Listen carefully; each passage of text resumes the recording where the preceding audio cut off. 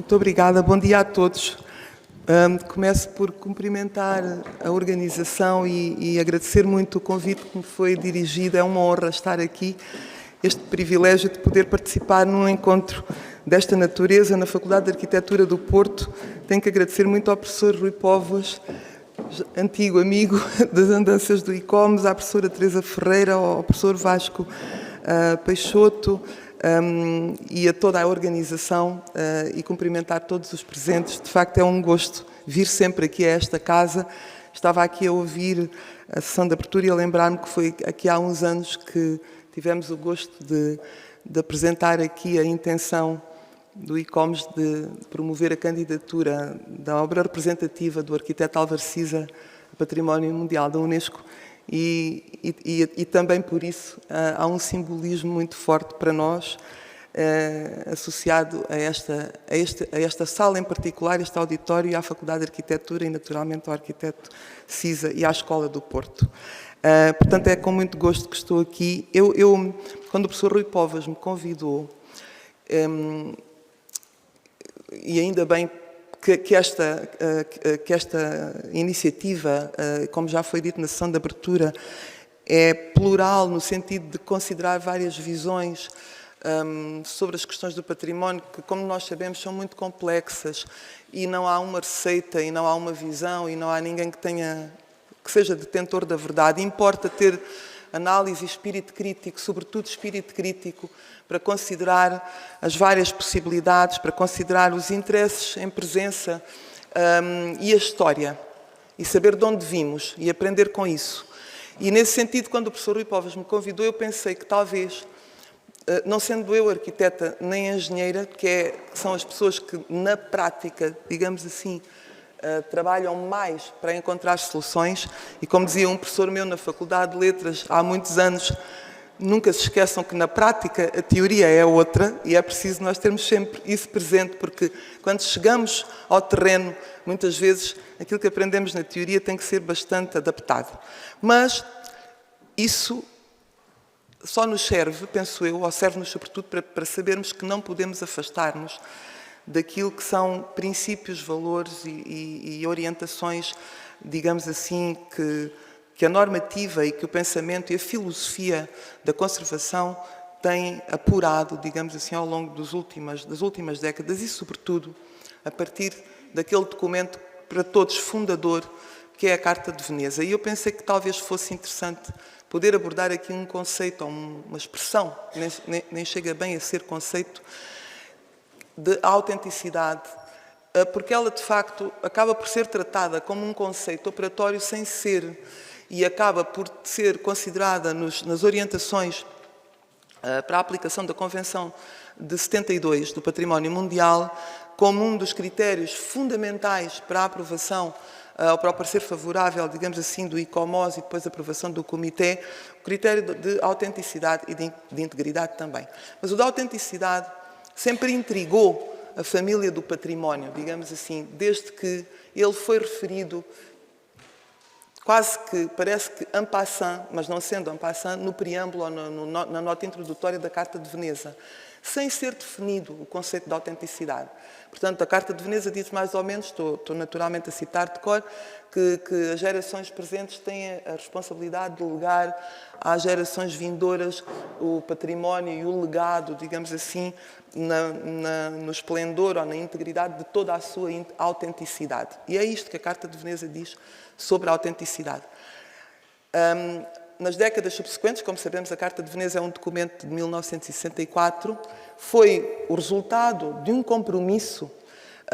muito difícil, também já naquela altura, num conjunto de arquitetos em que participou um arquiteto português, o arquiteto Luís Benavente, mas foi o resultado de um compromisso, sobretudo porque havia muitas críticas ou vozes discordantes sobre o facto da Carta de Veneza ser, já naquela altura havia essa noção, poder ser um documento hegemónico, de certa medida, do Ocidente, visto que há uma série de práticas de conceitos e de entendimentos e de visões sobre as questões da conservação do património que, de facto, variavam muito, hoje em dia menos, por causa da globalização e também da aplicação da Convenção do Património Mundial da Unesco, mas, sobretudo, na altura, havia, de facto, visões muito diferentes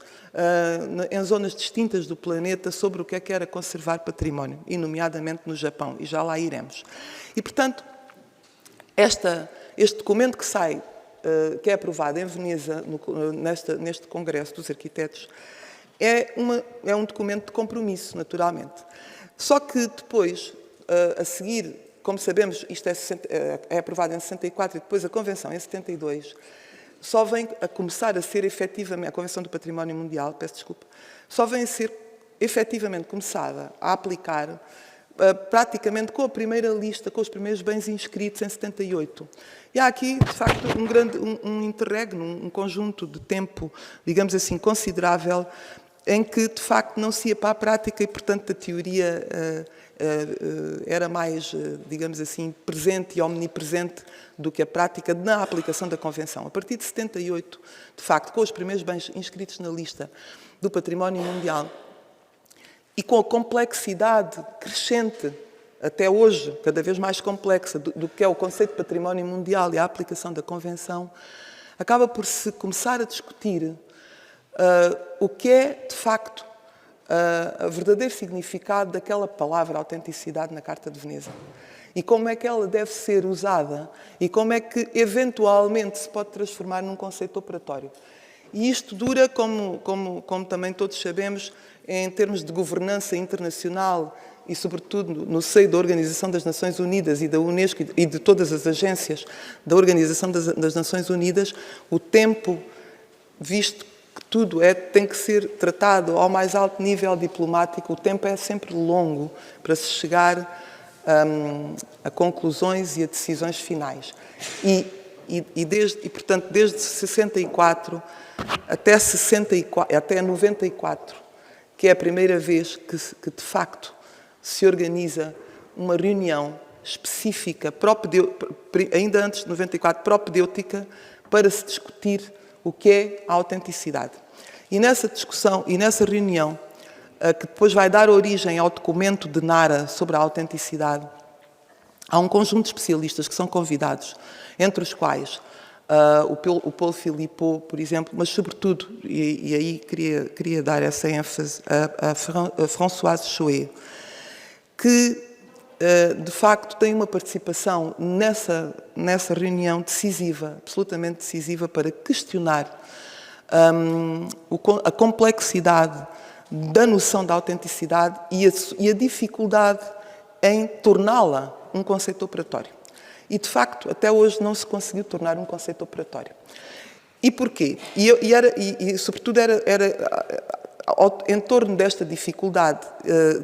e deste questionamento que eu gostava de deixar aqui algumas linhas de reflexão, visto que, de facto, não temos nunca pensamento fechado, nem há só uma receita para estas questões, e cada vez mais é complexa o tema da conservação de património e, sobretudo, das cidades. E o que é que a Françoise Choé refere nessas... Isso está publicado com um artigo que está disponível online, que se chama 7 proposições sobre a noção da autenticidade. Depois tem um subtítulo mais desenvolvido. E nessas 7 proposições, ela, sobretudo, questiona a confusão que nós fazemos no Ocidente entre monumento e monumento histórico, e, portanto, daí a dificuldade de aplicação do conceito de autenticidade. Quer dizer, um monumento, na sua raiz, na raiz da palavra, quer dizer aquilo que deve apelar à memória. Ou seja, é alguma coisa que as comunidades constroem para lembrar propositadamente. Como uma estátua, um memorial, um edifício que é construído em homenagem a um acontecimento, como é, por exemplo, o Mosteiro da Batalha. O Mosteiro da Batalha é um dos nossos verdadeiros exemplos de monumento. Foi construído especificamente com um fim, de apelar à memória dos vindouros sobre aquele acontecimento. Mas E isto François Chouet define muito bem, não vou estar aqui, não posso, não temos tempo sequer para isso, mas para todos os interessados podem naturalmente consultar, não só os textos de François Chouet, mas outros, sobre aquilo que é o significado do conceito de monumento. O monumento histórico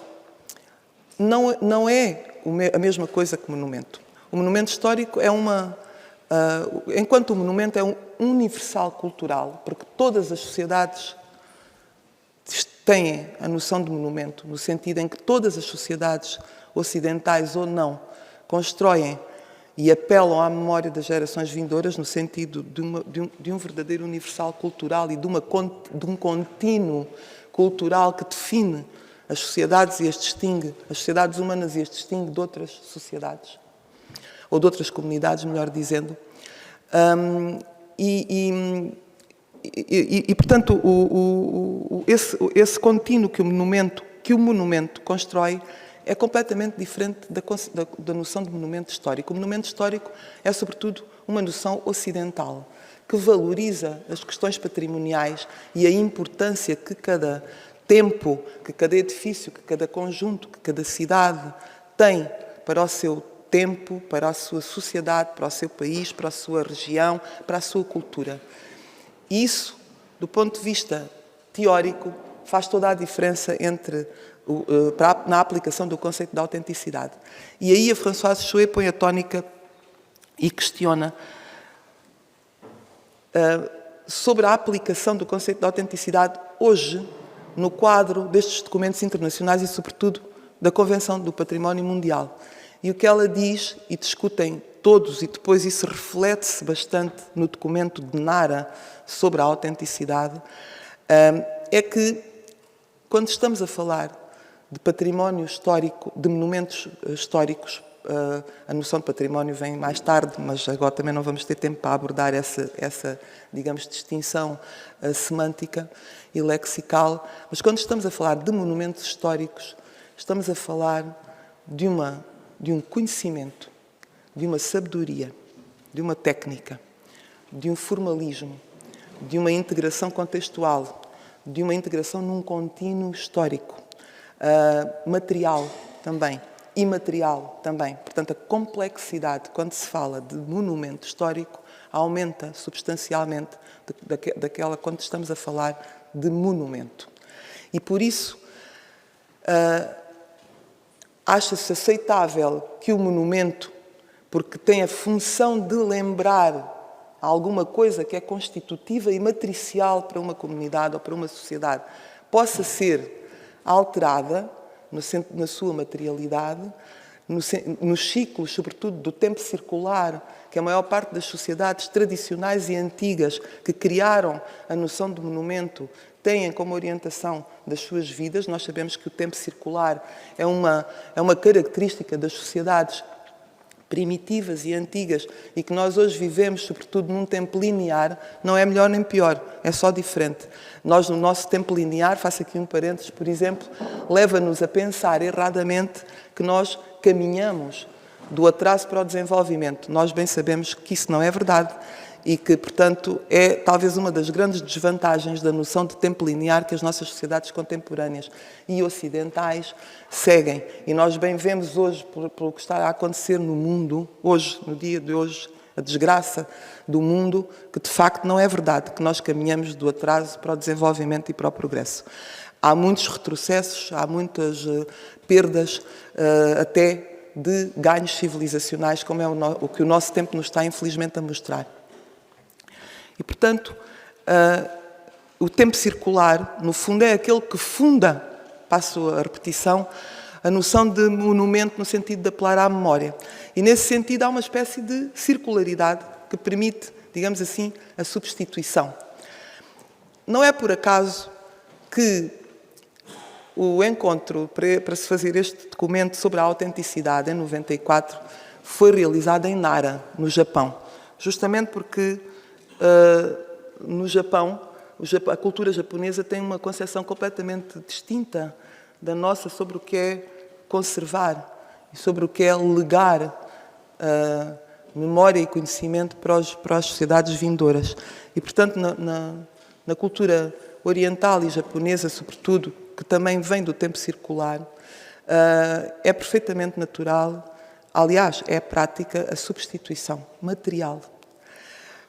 Portanto, também foi esse um sinal que o ICOMOS e a Unesco, de certa medida, mas sobretudo o ICOMOS, quis dar quando convocou essa reunião para Nara, para a cidade de Nara, no Japão, com toda a complexidade da cultura japonesa associada às questões patrimoniais e sobre aquilo que eles consideram património, que também é muito diferente, muitas vezes, daquilo que nós no Ocidente consideramos. Portanto, isso ainda acrescentou, e ainda bem, complexidade à definição desta noção da autenticidade.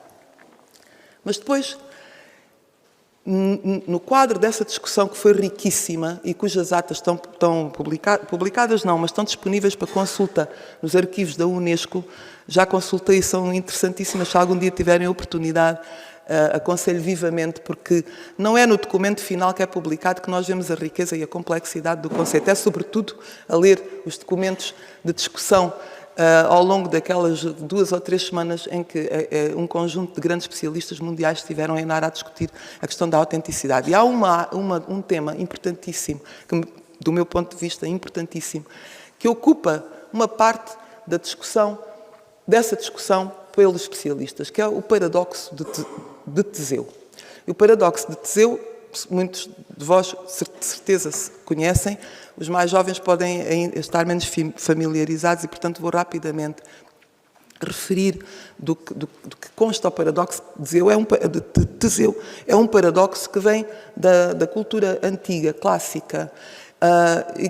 que tem origem no conflito entre os atenienses, entre Atenas e Creta. Quando Creta ganha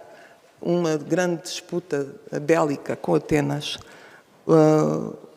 o Minotauro, isto naturalmente estamos a falar de mitologia, não é verdade? Mas a mitologia é muito importante porque funda as matrizes das sociedades antigas. O Minotauro exige como pagamento de tributo que Atenas forneça regularmente um conjunto de jovens para sacrifício. E que vai ao palácio de Creta do Minotauro, ao labirinto, não é? E ele devora esses jovens em cobrança de tributo que Atenas tem que lhe pagar. Vão várias vezes de barco, portanto o barco leva algumas vezes os jovens para esse sacrifício em Creta, no palácio do Minotauro, até que uma das vezes essa expedição é dirigida por Teseu. E ele, ao invés dos antecessores, aposta que vai derrotar o Minotauro e anuncia que chegará no barco libertando os atenienses daquela subjugação a Creta e ao palácio de Cnossos. E ele consegue vencer o Minotauro, como sabemos, com aquelas artimanhas todas que vêm contadas nos textos clássicos, e quando chega a Atenas, no barco, bem, naturalmente o contentamento de todos é enorme e ele é elevado à categoria de herói e o barco é conservado pelos atenienses durante cerca de 300 anos, mais ou menos. E ao fim desse tempo longo, os filósofos da altura, gregos, começaram a levantar a questão sobre se aquele barco, que ao longo de 300 anos tinha sido conservado através da substituição das peças que iam apodrecendo de madeira e outros elementos, e já tinham sido todas substituídas. E eles questionavam-se se o barco, que no fundo era o monumento que apelava à memória da vitória dos atenienses sobre o Minotauro,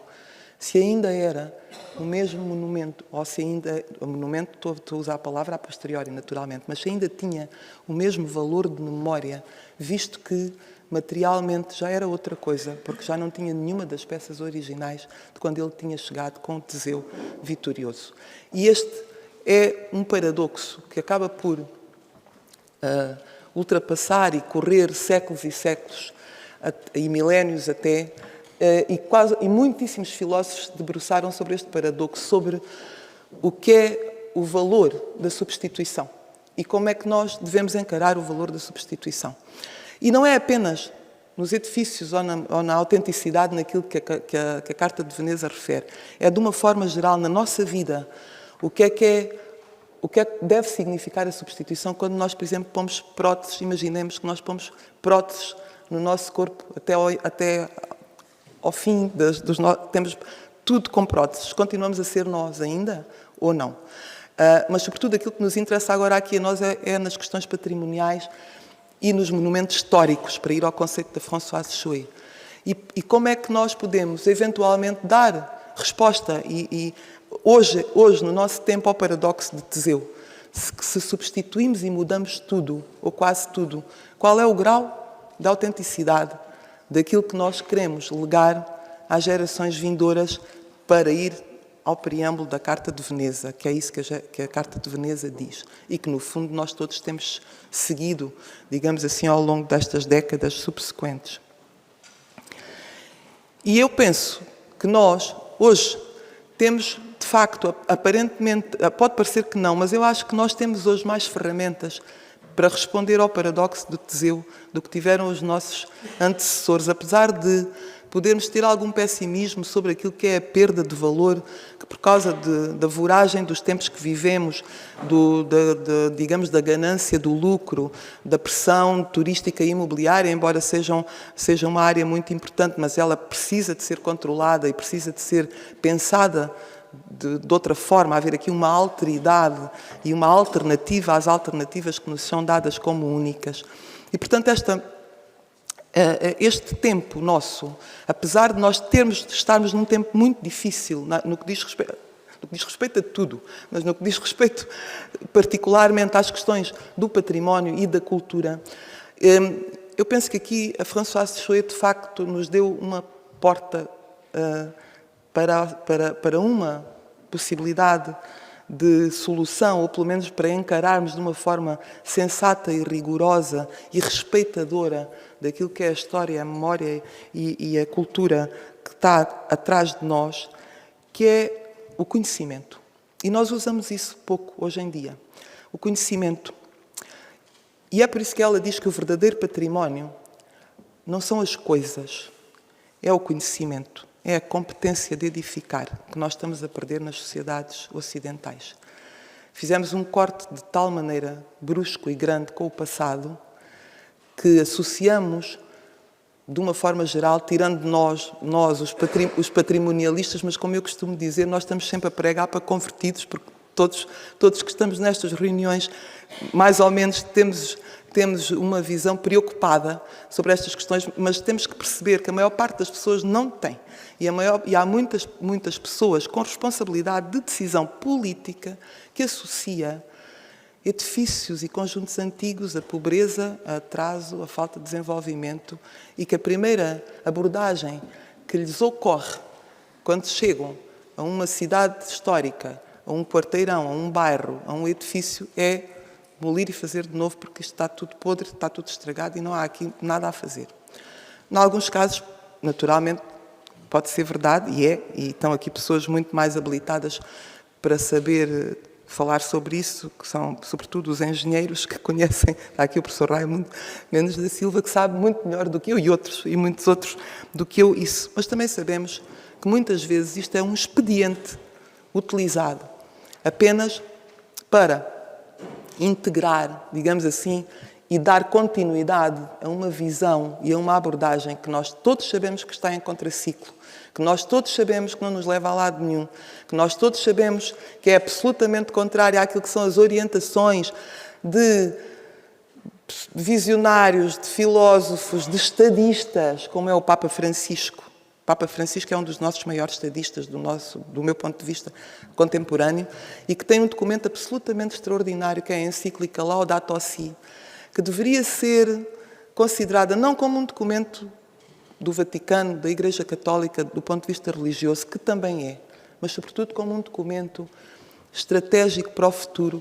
e que integra de uma forma brilhante as questões do ambiente, da arquitetura, do património, da sociedade, do respeito pelo outro e, sobretudo, de construirmos uma vida em comum muito mais qualitativa, digamos assim, do que aquela que temos neste momento e pensarmos no futuro de forma altruísta e despojada. Esse é o documento do Papa Francisco. É documentos desses e de visões dessas que a gente precisa. E eu penso que nós temos hoje, além desse documento, que é um documento político, mas importantíssimo, mas temos orientações concretas, por exemplo, da União Europeia. Temos um instrumento importantíssimo, que é o novo Bauhaus europeu, que nos apela, pela primeira vez, um documento político também, de estratégia e de orientação política, que nos apela para pormos a beleza nos centros dos processos de decisão e de desenvolvimento. Isto é histórico, nunca tinha acontecido. Eu achei, quando li, nem queria acreditar, fui ler 2 ou 3 vezes, porque fiquei tão contente. Como é que, de facto, temos esta sorte de ir-me-ão? Mas o novo Bauhaus europeu é um instrumento absolutamente marginal e não está a ser aplicado. É verdade. Mas a partir da altura em que ele existe, nós temos a possibilidade de o invocar, porque ele existe, foi aprovado e está em vigor. E, portanto, terá a importância que todos nós também lhe quisermos dar. E é aí que reside o nosso papel. Mesmo que não tenhamos a capacidade nem o poder da decisão, temos o poder e a capacidade todos os dias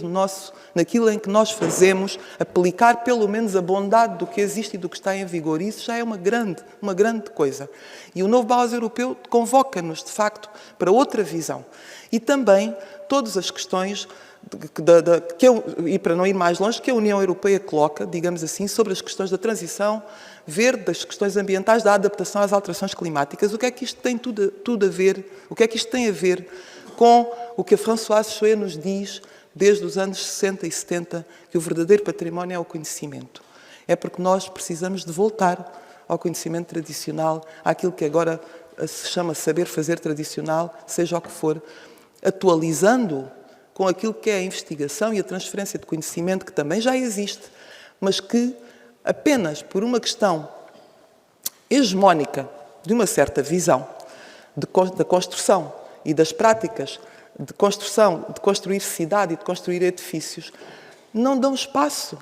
a uma enorme bateria de conhecimento que existe, que já não é só apenas o conhecimento tradicional, mas é o conhecimento tradicional adaptado e atualizado com o conhecimento científico, com a transferência de conhecimento que nós temos nas nossas universidades e noutros países, mas nas nossas universidades temos, e que precisamos, do meu ponto de vista, de nos concentrar nessa dimensão. Essa dimensão é a verdadeira autenticidade. É focarmos-nos naquilo que é o conhecimento tradicional. Focarmos-nos que o verdadeiro património reside em nós, na competência de edificar. Porque aquilo que é material é muito importante, nós devemos legá-lo na sua materialidade sempre que possível, mas sobretudo aquilo que a gente deve legar às gerações futuras, na plenitude da sua autenticidade, como diz a Carta de Veneza, é não abrirmos mão da nossa competência humana de edificar, coisa que nós, de há umas décadas para cá, temos estado a abrir. Portanto, eu penso, do meu ponto de vista, é uma questão problemática, mas interessante, de reflexão, e penso que já ultrapassei o meu tempo, peço desculpa, Teresa, e deixava algumas pistas penso que agora no debate, e agradeço muito também à professora Teresa Ferreira, que há bocadinho não cumprimentei, mas que é uma amiga, e muito obrigada por ela ter esta paciência para estar agora aqui a orientar o debate sobre estas linhas que deixo aqui. Muito obrigada a todos.